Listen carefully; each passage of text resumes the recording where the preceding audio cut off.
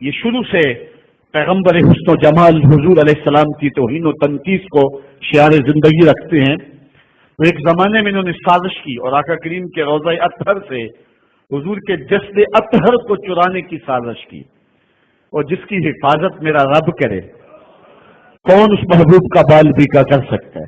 یہ جو کچھ ہو رہا ہے یہ ہمارا امتحان ہے، ورنہ جس کے سر پہ بارہ فانا لاکا ذکر کا تاج میرے رب نے رکھا ہے، بھلا اس کی شان کو کوئی گھٹا سکتا ہے؟ جدا ذکر خدا بلند کرے کیڑا جمیا اس کو بند کرے، اس ذکر دا حافظ آپ خدا پڑھو لا الہ، خود اللہ حفاظت کرنے والا ہے ذکر کی۔ یہ تاج رب نے محبوب کے سر پہ رکھا ہوا ہے، اس لیے چاند کی طرف منہ کر کے تھوکنے سے چاند کی نوری کرنوں کو میلا نہیں کیا جا سکتا۔ تھوکنے والے کا اپنا منہ گندا ہوگا، لیکن چاند کل بھی روشن تھا، چاند آج بھی روشن رہے گا۔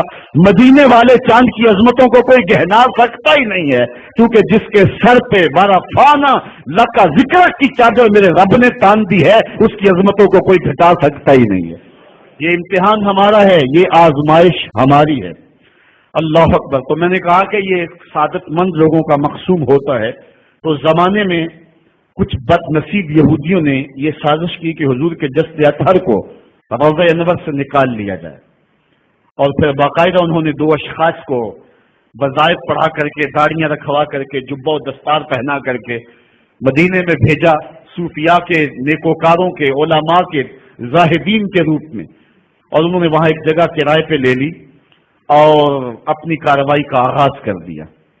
وہ اپنے کمرے کے اندر سرنگ کھودتے اور روزانہ مٹی نکالتے، اور رات کے اندھیرے میں بقی کے قبرستان میں قبروں کے اوپر مٹی ڈال کے آ جاتے، اور سارا دن تسبیح لیے اللہ اللہ کرتے رہتے۔ لوگ کہتے کہ یہ تو بڑے صالح لوگ ہیں، اور پھر لوگوں کو خیرات بھی کرتے، لیکن کارروائیاں اور انداز یہ تھا، لباس خضر میں راہزنی کر رہے تھے، اور یہ ڈاکو اور یہ راہزن لٹیرے ایک بہت خطرناک مہم پہ آئے ہوئے تھے۔ جب وہ بالکل قریب پہنچ گئے، اور ایک روایت میں آتا ہے کہ حضرت عمر کے پاؤں کا انگوٹھا بھی ننگا ہو گیا، حضور علیہ السلام سلطان نور الدین زنگی کو خواب میں ملے، اور ان کی شکلیں دکھائی کہ یہ دو موذی مجھ کو تکلیف دے رہے ہیں۔ تو سلطان فوراً اٹھا اور کہا مدینے میں کوئی غیر معمولی واقعہ ظہور پذیر ہوا ہے، اور اس نے جلدی سے کچھ سواروں کو اپنے ساتھ لیا اور کچھ خزانہ ساتھ لیا، اور فوجوں کو حکم دیا کہ وہ تیار ہو کر کے جلدی میرے پیچھے آئیں۔ مدینے میں پہنچ کر کے اس نے دعوت عام کر دی اور لوگوں کو کہا کہ آؤ میرے دسترخوان نعمت سے کھاؤ، اور لوگوں کو خیرات کرنے لگا۔ سارا مدینہ اس کے پاس آیا، لیکن جو شکلیں اس نے دیکھی تھی اس کو وہ نظر نہ آئی۔ وہ بار بار پوچھتا تھا کوئی رہ تو نہیں گیا؟ لوگوں نے کہا کہ نہیں، سارے جو ہیں وہ آپ سے خیرات لے گئے ہیں۔ ہاں، دو شخص ایسے ہیں کہ جو بہت بڑے سخی ہیں، ان کو تو ضرورت ہی نہیں آپ کی دہلیز پہ آنے کی۔ بادشاہ نے کہا مجھے دکھاؤ وہ کون ہے۔ بادشاہ کو شک گزرا یہ وہی تھے۔ جب سامنے آئے تو بادشاہ نے فوراً پہچان لیا، کہا کہ میں تمہارے ڈیرے پہ جہاں تم رہتے ہو وہاں جانا چاہتا ہوں۔ بادشاہ تفتیش کرنا چاہتا تھا، جب دیکھا تو تسبیحیں لٹکی ہیں، مصلے بچھے ہوئے، قالین بچھے ہوئے ہیں، تو بادشاہ مصلہ اٹھایا، قالین اٹھایا تو نیچے پھٹا تھا، جب پھٹا اٹھایا تو نیچے سرنگ تھی۔ پھر بادشاہ نے ان کو جانوروں کے پیچھے بندھوا کر کے چروا دیا، اور میں نے تاریخ میں پڑھا سلطان نور الدین زنگی مدینے کی گلیوں میں پھر اس کے بعد روتا پھرتا تھا، اس کی آنکھوں میں آنسو تھے، اور کہتا تھا یا رسول اللہ تمہاری مہربانی کہ یہ ڈیوٹی میرے ذمہ لگائی ہے، ورنہ کائنات بھری پڑی تھی، یہ سعادت مندی میرا مقدر کہ اس نوکری کے لیے مجھے منتخب کیا ہے۔ اور پھر اس نے روضہ رسول کے ارد گرد جو ہے جہاں تک پانی آتا ہے وہاں تک جو ہے اس نے جو ہے زمین کھدوائی اور سیسا پگھلا کے اس کے اندر ڈال دیا کہ دوبارہ قیامت تک کوئی موذی اس کی جرأت نہ کر سکے۔ تو روضہ رسول کے ارد گرد وہ سیسا پلائی ہوئی دیوار ہے جس کو کھودا نہیں جا سکتا۔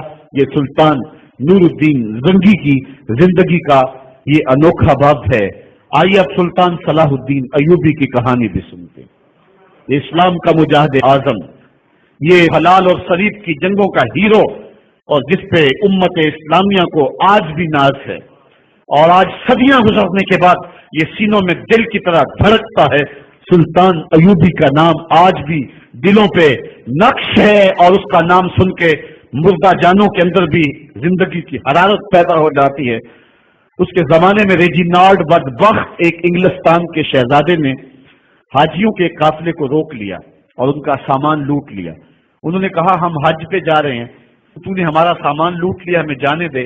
تو اس نے دریدہ دہنی کرتے ہوئے کہا بلاؤ اپنے نبی محمد کو جو تمہاری جان چھڑائے.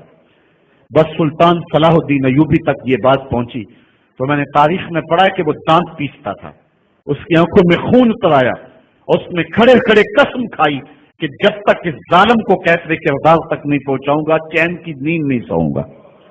پھر پونے 2 سال کا عرصہ آپ سلطان صلاح الدین ایوبی کی زندگی دیکھے، جنگی مہموں کو ترتیب دیتا رہا، دن رات اس نے ایک کر دی، نیند قریب نہ آنے دی. جب نیند بہت زیادہ تنگ کر دی تو پھر وہ خیمے کی چوب کے ساتھ ٹیک لگا کے کھڑے ہو کر کے اپنی آنکھوں کی آگ بجھا لیتا، اور پونے 2 سال کا عرصہ اس نے چارپائی پہ لیٹ کے نہیں دیکھا. پھر وہ لمحے آئے کہ اللہ نے اس کی مراد پوری کی. انگلستان کے شہزادے لائن میں کھڑے تھے، اس نے شاہ گاما کو اپنی کرسی دی اور ساتھ کہا ہم جس کو کرسی دیتے اسے امان دیتے ہیں. پھر اس نے اس کے جو نائٹس تھے ان کو آبخورے دیے، ان میں پانی دیا، کہا جس کو ہم پانی دیتے ہیں اس کو امان دیتے ہیں. پھر جب ریجینالڈ کی باری آئی تو بادشاہ کی رگیں پھول گئی غصے سے. اس نے تلوار نیام سے باہر نکالی اور اس کی چھاتی پہ چڑھ کے اس کی گردن پہ تلوار رکھ کے اس کے ٹکڑے کرتے ہوئے کہا او کتے، تم نے کہا تھا بلاؤ اپنے نبی محمد کو، محمد عربی نے اپنا نوکر بھیج دیا ہے. اور اس طرح اس ریجینالڈ کتے کے 2 ٹکڑے کر کے رکھ دیے. یہ ہماری تاریخ ہے، یہ روشن تاریخ ہے. ہمارے اسلاف، ہمارے بزرگ اس دور کے شہنشاہ، اس دور کے بادشاہ اتنی جرأت اور اتنی عظیمت رکھا کرتے تھے. اور آج ہماری کمزوریاں نے دشمنوں کو دلیر کر دی ہے. کبھی ایسا بھی اندھیر آیا تھا کہ سر عام یوں توہین اور تنقیص ہوتی ہو پیغمبر حسن اور پیغمبر جمال کی، اور پھر 1 ارب 40 کروڑ انسان دنیا کے اوپر بستے ہوں. یہ بھی زمانے میں دن دیکھنے تھے. تو امت مسلمہ کی موت واقع ہو جائے اگر حضور علیہ السلام کی توہین باقی رہتی ہے. اس لیے امت کو پوری قوت کے ساتھ کھڑا ہونا ہے اور اپنے نبی علیہ السلام کی توہین کا بدلہ لینا ہے. اور یہ ممکن نہیں ہے جب تک جو ہے وہ ہم پوری دنیا کے اوپر غالب نہ ہوں. اللہ تعالیٰ امت کو وہ دن نصیب فرمائے کہ امت کا غلبہ اللہ تعالیٰ نصیب فرمائے. اس وقت ہمارا المیہ یہ ہے کہ ہمارے پاس عالمی لیڈر کوئی نہیں ہے. عوام کے جذبے یقیناً دیکھنے کے.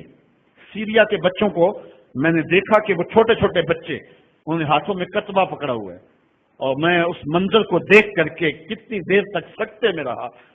اس کے اوپر لکھا ہوا تھا اقتلونا ولا تسبوا لنبینا، ہمارے ٹکڑے کر دو لیکن ہمارے نبی کو گالی نہ دو. ان بچوں کے درد کی کہانی کلیجے چیر رہی تھی.